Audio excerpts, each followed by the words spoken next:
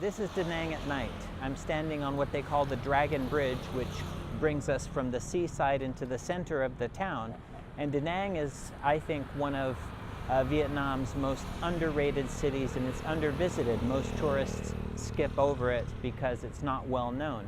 But when you come into the city, what you find is that this is a city which, unlike Phnom Penh or Vientiane or any of the other sort of neighboring cities which are essentially vassal states to China, it's developing on its own, and it is strongly within the control of the Vietnamese, who've got a burgeoning intelligentsia who are building this entire place, and its economy is based on services to the local population as well as an export economy, and not based solely on tourism, which is what you find in some other places.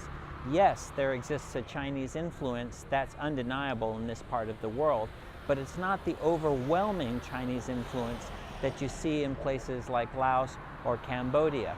Remember, it takes a special type of people, and that would be the Vietnamese people, who fought a war and defeated the biggest superpower that there was out there, that would be the United States in 1975, and then told their backers, the Chinese and the Russians, to get lost, and in fact fought 2 wars with the Chinese. So these are people who are extremely honorable.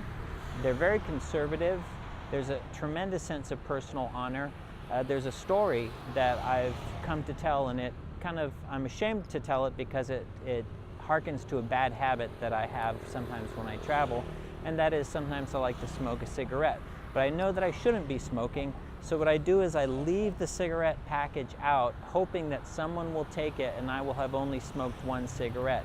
Well, what has happened in this case is that every day I come back, and at the same desk at the same time, that package is still there as long as there's something in it, and not a single one is missing. That's kind of typical. That doesn't, mean that it's not dangerous and that there isn't thievery or that there isn't cheating or things like that going on in cities like Saigon and even here. That certainly is happening, and you have to be aware.